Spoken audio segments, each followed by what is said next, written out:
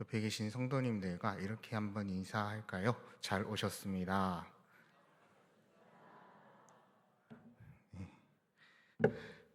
아, 이런 시가 있길래 한번 소개해드리고 싶었습니다. 안도현 시인이 쓴 스며드는 것이라는 제목입니다. 제가 한번 읽어드리겠습니다. 꽃게가 간장 속에 반쯤 몸을 담그고 엎드려 있다. 등판에 간장이 울컥울컥 쏟아질 때 꽃게는 뱃속의 알을 껴안으려고 꿈틀거리다가 더 낮게 더 바닥 쪽으로 웅크렸으리라. 버둥거렸으리라. 버둥거리다가 어찌할 수 없어서 살 속으로 스며드는 것을 꽃게는 천천히 받아들였으리라. 껍질이 먹먹해지기 전에 가만히 알들에게 말했으리라. 저녁이야, 불 끄고 잘 시간이야. 이 시는 참 슬픈 시입니다. 어미꽃게는 끝내 알들을 놓지 않았지만 죽음을 직감하는 그 순간까지도 품은 생명을 지켜내려고 애를 썼지만 마지막으로 알들에게 그저 불 끄고 잘 시간이라고 속삭일 수밖에 없었습니다. 왜냐하면 할 수 있는 최선이기 때문입니다. 그 이상의 것을 할 수 없기 때문이죠. 안타까운 이야기가 아닙니까? 간장게장을 참 좋아하는 저는 이 시를 보면서 죄책감을 많이 느꼈습니다. 그렇지만 저는 이 어미 꽃게의 마음에 공감할 수 있습니다. 이와 같은 마음이 우리에게 있기 때문이지요.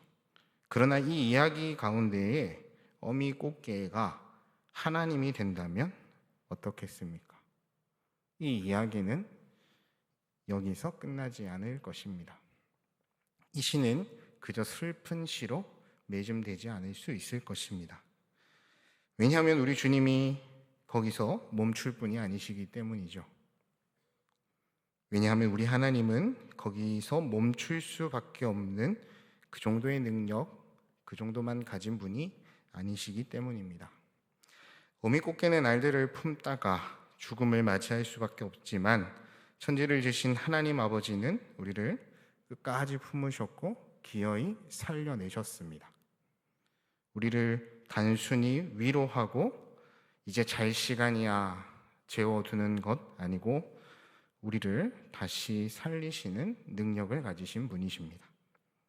그런데 이 세상에는 아직도 그 알같이 얼마나 많은 영혼들이 그렇게 잠겨가고 있는지 모릅니다. 하나님의 애타는 마음, 오늘 본문 가운데 기록되어 있습니다.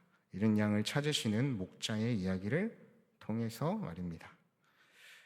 이 말씀을 함께 나눌 때 우리 모두가 그 애타는 마음을 공감하고 하나님의 부으시는 은혜를 새롭게 경험할 수 있기를 간절히 소망합니다.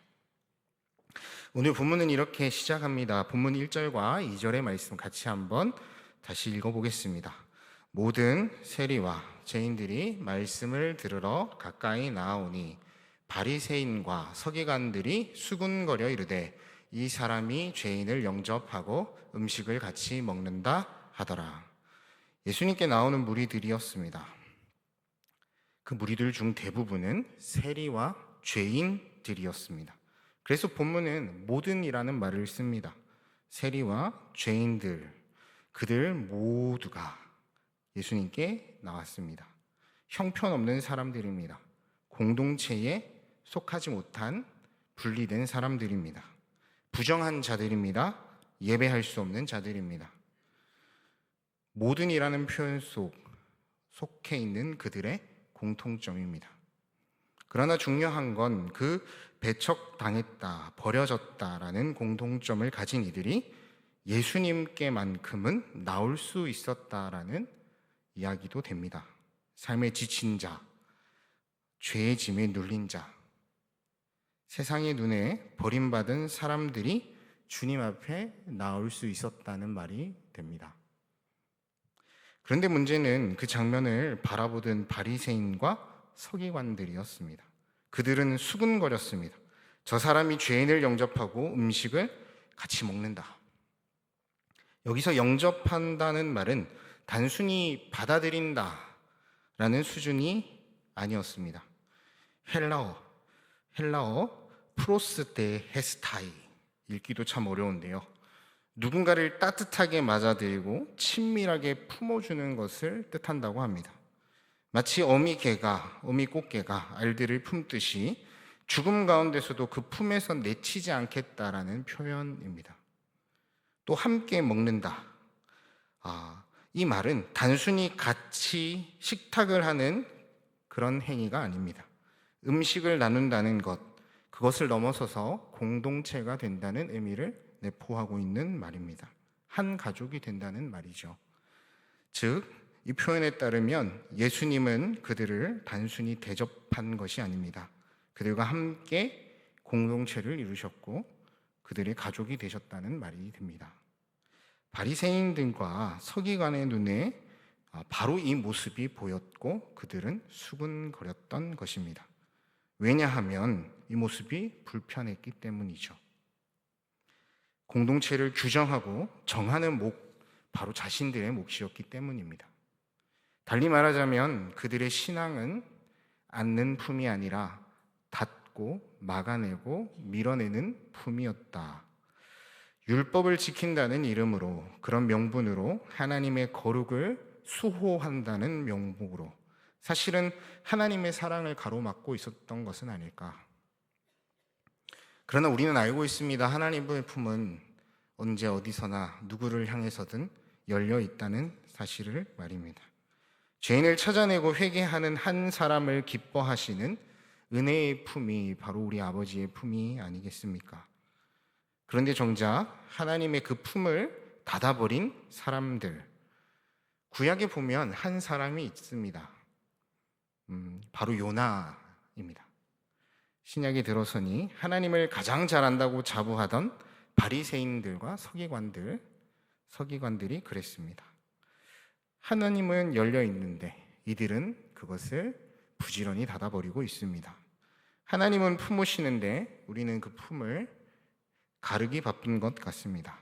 결국 닫혀 있는 것은 하나님의 품이 아니라 하나님의 사랑을 전해야 될 통로된 우리들의 마음이 아닐까요? 본문 2절을 다시 한 번 더 읽어보겠습니다. 바리새인과 서기관들이 수군거려 이르되 이 사람이 죄인을 영접하고 음식을 같이 먹는다 하더라. 바리새인들과 서기관들이 예수님을 향하여 수군거렸다. 이 기록은 누가복음에 2번 등장을 합니다. 오늘 본문과 삭개오 이야기에서 등장을 합니다. 누가복음 19장 7절입니다. 같이 한번 읽어보겠습니다. 뭇 사람이 보고 수군거려 이르되 저가 죄인의 집에 유하러 들어갔도다 하더라. 이 단어를 곰곰이 찾아보았습니다. 어디에 또 나올까? 이런 뜻과 의미를 가진 이 단어가 어디에 또 나올까? 찾아보니 구약 출애굽기에서 발견할 수 있었습니다. 이스라엘 백성이 광야에서 하나님 앞에 불평하였던 바로 그 말입니다. 몇 구절을 함께 찾아서 읽어보기를 원합니다. 출애굽기 15장 24절입니다. 백성이 모세에게 원망하여 이르되 우리가 무엇을 마실까 하매. 출애굽기 16장 2절로 3절. 이스라엘 자손 온 회중이 그 광야에서 모세와 아론을 원망하여 그들에게 이르되 우리가 애굽 땅에서 고기 가마 곁에 앉아 있던 때에 떡을 배불리 먹던 때에 여호와의 손에 죽었더라면 좋았을 것을 너희가 이 광야로 우리를 인도해 내어 온 회중을 줄여 죽게 하는도다. 출애굽기 17장 2절로 3절입니다. 백성이 모세와 다투어 이르되 우리에게 물을 주어 마시게 하라. 모세가 그들에게 이르되 너희가 어찌하여 나와 다투느냐? 너희가 어찌하여 여호와를 시험하느냐? 거기서 백성이 목이 말라 물을 찾으매 그들이 모세에게 대하여 원망하여 이르되 당신이 어찌하여 우리를 애굽에서 인도해 내어서 우리와 우리 자녀와 우리 가축이 목말라 죽게 하느냐? 하나님을 부정하고 거부하는 표현들이 아니겠습니까? 왜 우리를 여기까지 오게 하였느냐라는 원망. 랍비들의 기도문에 보면 이런 기도문이 있습니다. 주 나의 하나님, 주께서 저의 몫을 거리 모퉁이에 앉은 자들이 아닌 성소에 앉은 자들과 함께 하시니 감사합니다. 저는 다가올 세상의 생명을 향해 달리지만 그들은 파멸의 구덩이를 향해 달립니다. 겉으로는 경건해 보이는 기도일지 모르겠습니다만 사실은 다친 품, 그 품을 가지고 그들을 향하여 지탄하는 기도입니다. 그런데 우리의 마음을 정직하게 한번 돌아보면 어떻습니까? 누구에게나 이런 마음은 조금씩은 있기 마련입니다. 우리는 종종 복음을 전해야 되는 사람들에 대해서 스스로 판단하고 선을 조금씩 그어보는 경향이 있습니다. 저 또한 마찬가지인데요. 부끄럽지만 하나 고백을 하자면 제가 학원 선교부를 맡아서 사역을 하는데 그 설교의 자리가 제겐 참 힘든 자리였습니다. 왜냐하면 들을 준비 하나 되어 있지 않는 아이들에게 하나님의 말씀, 하나님의 사랑, 복음을 가지고 나아가서 전해야 되는데 그 자리에 올라가서 그 고개를 숙이고 핸드폰만 바라보고 있는 친구들을 보노라면 이게 뭐 하는 짓인가 이런 생각을 하곤 합니다. 아니 선생님들은 조금만 아이들을 경청하게끔 해주지 왜 저렇게 그냥 두시는 걸까? 저분들 중에 교회 다니는 분들은 없는가? 이 불평 이면에는 쟤네 안 되겠다 그런 마음이 솔직히 제 안에 있었던 것 같습니다. 말씀을 준비하면서 저의 이런 마음에 대해서 하나님 앞에 회개할 수밖에 없었습니다. 이런 마음에 대해 우리 주님이 경고하신 말씀을 읽었기 때문이죠. 마태복음 9장 12절 13절입니다. 예수께서 들으시고 이르시되 건강한 자에게는 의사가 쓸데없고 병든 자에게라야 쓸데있느니라. 너희는 가서 내가 긍휼을 원하고 제사를 원하지 아니하노라 하신 뜻이 무엇인지 배우라. 나는 의인을 부르러 온 것이 아니요 죄인을 부르러 왔노라 하시니라. 유대 랍비들 그들은 겉으로 열정적인 무리였지만 예수님은 그 열정이 깊이 하나님의 사랑 안에 뿌리 내리지 못하면 곧 사라져 버릴 것을 알고 계셨습니다. 그래서 제자도의 길은 단순한 열정만으로 가선 되는 것이 아니라 그 안에 하나님의 사랑이, 하나님의 말씀이 있어야 하는 것이죠. 아이러니하게도 바리새인들, 서기관들 그들은 스스로 헌신적이다 자부하였지만 정작 하나님의 마음을 닮아 있지 못했습니다. 하나님은 제사를 원하는 분, 제사를 원하시는 분이 아니라 긍휼과 자비를 원하시는 분이신데 그 마음을 놓친 것이죠. 결국 다친 품, 그 속에서 잃어버린 양을 외면했던 그들의 불평, 그들의 이야기들이 제 안에도 여전히 살아있음을 발견하게 되었던 것입니다. 이래서는 될까? 저 애들이 저래서는 안 되는데 어떻게 예의가 없을까? 그러나 우리 주님은 말씀을 통해서 이와 같은 저의 좁은 마음도 회개하게 하셨습니다. 우리가 이토록 부족하지만 다시금 잃은 양을 찾으시는 하나님의 품을 배우게 하시는 까닭입니다. 복음의 놀라운 소식이 바로 저는 여기에 있다고 생각해 보았습니다. 바리새인과 서기관들의 다친 품, 이스라엘의 백성들이 광야에서 하나님을 향하여 불평하였던 배은망덕한 마음, 그리고 자주 길을 잃는 우리의 연약함, 그럼에도 불구하고 주님은 여전히 기어이 우리를 찾아내신다는 것입니다. 예수님은 죄인들을 공동체로 부르시고 안아주시는 분입니다. 율법의 조항들을 표면적으로 어기는 것을 두려워하지 않으시는 분이었습니다.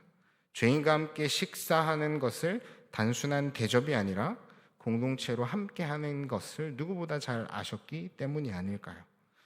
그들을 내 사람, 내 사랑하는 자로 받아들이신 것입니다. 이것이 저는 은혜라고 생각합니다. 우리에게 스며드는 은혜입니다.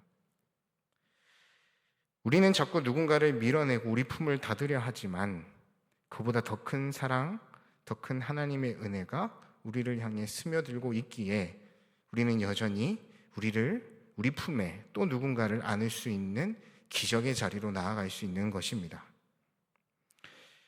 우리 주님은 그 문을 여시고 심지어 자기 자신을 더럽히신다라는 오해까지 받으면서도 우리와 함께 해주셨습니다. 여기서 우리는 두 가지를 볼 수 있습니다. 첫째, 예수님은 찾아내어 품으시는 목자이십니다.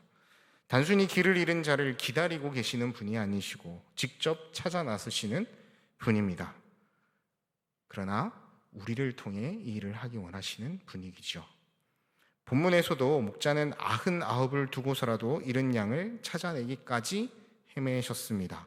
본문 4절입니다. 함께 읽겠습니다. 너희 중에 어떤 사람이 양 100마리가 있는데 그 중에 하나를 잃으면 99마리를 들에 두고 그 잃은 것을 찾아내기까지 찾아다니지 아니하겠느냐. 찾아내기까지입니다. 찾아내기까지 찾아다니신다는 것입니다. 비슷한 말씀 구약에서도 찾아볼 수가 있는데요. 에스겔 34장 11절 12절 말씀입니다. 함께 읽겠습니다. 주 여호와께서 이같이 말씀하셨느니라. 나 곧 내가 내 양을 찾고 찾되 목자가 양 가운데에 있는 날에 양이 흩어졌으면 그때를 찾는 것 같이 내가 내 양을 찾아서 흐리고 캄캄한 날에 그 흩어진 모든 곳에서 그것을 건져낼지라. 두 번째입니다. 그분은 우리를 끝까지 안아 올리시는 넓은 품을 가지신 분이라는 사실입니다. 본문 5절입니다. 함께 읽겠습니다. 또 찾아낸즉 즐거워 어깨에 메고. 원어를 그대로 직역해보면 이렇게도 볼 수 있다고 합니다. 그리고 그것을 찾아 자기 두 어깨 위에 기쁨으로 얻는다. 그것을 찾아 자기 두 어깨 위에 기쁨으로 얻는다. 우리 주님은 잃은 양을 찾으실 뿐 아니라 끝까지 끌어안아 올리시는 분입니다. 책망하지 않으시고 왜 도망쳤느냐 묻지 않으시고 어깨에 기쁨으로 메시는 분이시라는 것입니다.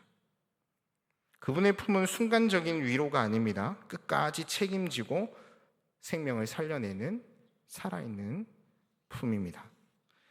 마찬가지로 이와 비슷한 구절 구약에서 찾아보았습니다. 이사야 46장 4절입니다. 너희가 노년에 이르기까지 내가 그리하리라. 내가 지었은즉 내가 업을 것이요 내가 품을 것이요 내가 구하여 내리라. 그렇습니다. 우리 주님은 잃은 양을 찾으시고 즐거워 어깨에 메고 돌아오시는 분입니다. 어깨에 맨다는 말, 양이 지쳐 스스로 걸을 수 없으니 목자가 그 무게를 대신 진다는 것을 의미하지 않겠습니까? 주님은 몰아붙이지도 않으시고 그저 안아 올리셨습니다. 제가 서두에 읽어드렸던 시인 스며드는 것, 안도현 시인의 스며드는 것이라는 시를 한번 떠올려 보십시오. 간장 속에서 바둥거리면서도 끝까지 알을 품던 어미개의 모습을 묘사하지 않습니까? 그 꽃게가 결국 자기 한계를 받아들이며 불 끄고 자기 시간이야 속삭였지만 우리 주님은 다르지요. 죽음과 사망의 권세를 이기시고 우리에게 부활의 생명을 허락하여 주셨습니다. 우리는 그 부활의 증인된 하나님의 사람들입니다. 그렇습니다. 주님은 끝까지 우리를 불 끄고 재우는 품, 그 품 안에 품는 분이 아니십니다. 그분은 우리를 어깨에 기쁨으로 메어 우리의 공동체로 불러들이시는 분이십니다. 그리고 이 공동체는 영생의 기쁨을 나누는 공동체이죠. 살리는 품, 다시 살아나게 하는 품으로 우리를 품어주시는 하나님. 꽃게의 모성은 애틋하지만 그 끝은 사망에서 멈춥니다. 그러나 예수님의 품은 그 끝을 넘어섰습니다. 이 사실을 믿음으로 고백하는 성도님들과 제가 감히 하나님의 사람이라 이야기할 수 있지 않겠습니까? 이 사실을 아는 우리가 아니면 누가 이 일을 이 세상에 전하겠습니까? 여전히 그 알들처럼 간장에 재워져 잠들어가는 영혼들이 세상 곳곳에 참 많이 있습니다. 기쁨으로 어깨에 메고 끝내 아버지의 집으로 데려가는 그 일을 우리에게 행하라 말씀하십니다. 그리고 누구보다 먼저 우리를 찾아내서 그 은혜 가운데 살게 하셨습니다. 목자는 잃어버린 양을 찾자마자 기뻐하며 어깨에 맵니다. 그리고 혼자만 기뻐하지 않았습니다. 집으로 돌아와 친구와 이웃을 불러 모르고 이렇게 말합니다. 나와 함께 즐거워하라. 내가 잃었던 내 양을 찾았노라. 이것은 단순히 개인적인 환희에 그치는 그 기쁨만을 이야기하는 것이 아니죠. 나눔의 기쁨, 공동체의 기쁨입니다. 기쁨을 나눌 때 더 커지며 은혜가 함께할 때 더 충만해진다는 사실을 우리는 알고 있습니다. 그것이 바로 우리 이 예배의 자리가 아니겠습니까? 랍비의 문학을 보면 하늘의 기쁨은 종종 악인을 짓밟거나 죄인이 심판받는 것에 있다라고 이야기합니다. 요나도 니느웨의 멸망을 기대하며 그들의 파멸을 보고 기뻐하기를 원했습니다. 그러나 하나님의 마음은 살리는 데 있었습니다. 하나님이 이와 같이 말씀하십니다. 본문 6절과 7절 함께 읽겠습니다. 집에 와서 그 벗과 이웃을 불러 모으고 말하되 나와 함께 즐기자. 나의 잃은 양을 찾아내었노라 하리라. 내가 너희에게 이르노니 이와 같이 죄인 한 사람이 회개하면 하늘에서는 회개할 것이 없는 의인 99으로 말미암아 기뻐하는 것보다 더하리라. 하늘의 기쁨은 파괴하는 것이 아니라 회심하는 것으로부터, 돌이키는 것으로부터, 회복되는 것으로부터 있다는 사실을 우리는 기억해야 하겠습니다. 이것이 바로 누가복음 15장 이 비유의 말씀을 통해 우리에게 보여주시는 아버지의 마음 아니겠습니까? 한번 생각해 보았으면 합니다. 양은 스스로 돌아올 수가 없습니다. 동전은 스스로 발견될 수가 없습니다. 하나님께로 마음을 돌이키는 것은 인간의 노력과 인간의 어떠한 행위만으로는 불가하다는 의미가 아니겠습니까? 거기에 하나님의 사랑이 더해져야 합니다. 그렇다면 그 사랑은 누구를 통해서 전해져야 하겠습니까? 그 사랑을 아는 자로부터 전해져야 되지 않겠습니까? 우리는 그 사랑을 알고 맛본 증인된 하나님의 사람들입니다. 그 사랑을 전하는 일에 우리가 이 가을 부르심을 받았습니다. 누구를 적어야 할까? 누구를 위해 우리가 이 사랑을 전해야 할까? 잠잠히 고민하며 이름을 써보려고 고민을 해도 떠오르지 않죠. 그럴 때에는 우리가 이 하나님의 마음을 다시 한번 묵상해야 되지 않겠습니까? 하나님, 누구를 품기를 원하십니까? 하나님, 우리가 이 가을 어떤 이들을 위해 기도하기를 원하십니까? 학원 선교부의 자리에서 만나는 이름 모를 그 아이, 길 가다 자주 만나는 아주 익숙하지만 이름 모를 어떤 그 한 사람, 자주 가는 식당에서 일하시는 아주머니 한 분, 그분이 이 사랑을 알고 있는지 없는지 우리는 대화 몇 마디라면 충분히 알아낼 수가 있습니다. 그리고 짧은 말이지만 몇 마디의 말을 건네므로 이 사랑을 전할 수도 있습니다. 우리의 몫은 거기까지입니다. 그를 깊은 사망의 수렁에서 건져내실 능력은 하나님께 있기 때문입니다. 하나님은 이렇게 우리를 통해 일하시지 않겠습니까? 회개하는 인간은 하나님 앞에 기쁨이 됩니다. 그리고 그 회개의 과정에 우리가 반드시 사용되어야 하겠습니다. 하나님이 찾으시는 그 사랑의 결과로 그 영혼이 돌이킨다면 의인 99 그들이 기뻐하는 것보다 더 큰 기쁨을 우리 아버지께 올려드릴 수가 있습니다.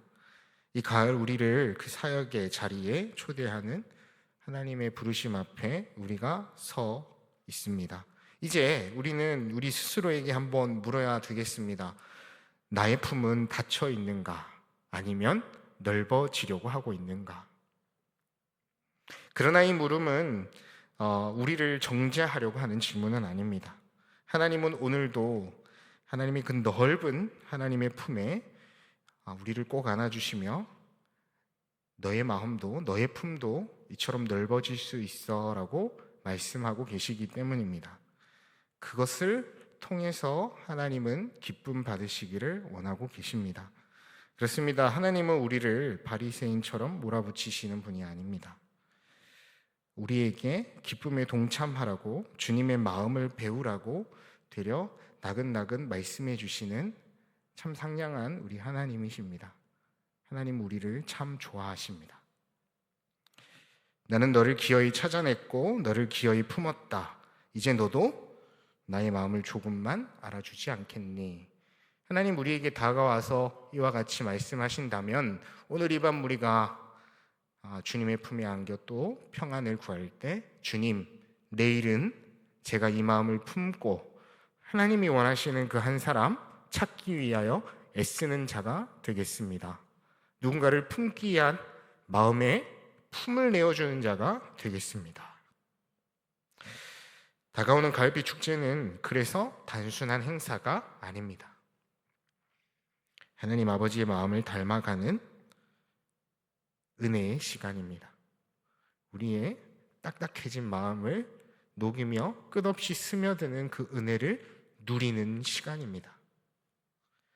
좁았던 우리의 품을 넓혀가는 시간이고 잃어버린 영혼을 함께 맞아 기쁨으로 즐거워하는 시간이 되어야 되겠습니다. 하나님은 우리를 향해 이와 같이 말씀하십니다. 나와 함께 즐거워하라. 내가 잃었던 내 양을 찾았노라. 그 초대의 자리, 그 은혜의 기쁨 속으로 오늘 우리 모두를 부르고 계십니다. 바라기는 이 자리에 있는 우리 모두가 그 초대의 기쁨으로 주님, 제가 주님의 그 부르심 앞에 담대히 나아가기를 원합니다. 믿음으로 결단할 수 있기를 간절히 바라고 간절히 원합니다. 시간 함께 하나님 앞에 이 찬양으로 고백하며 우리의 마음을 드리기 원합니다. 원하고 바라고 기도합니다. 함께 찬양하겠습니다.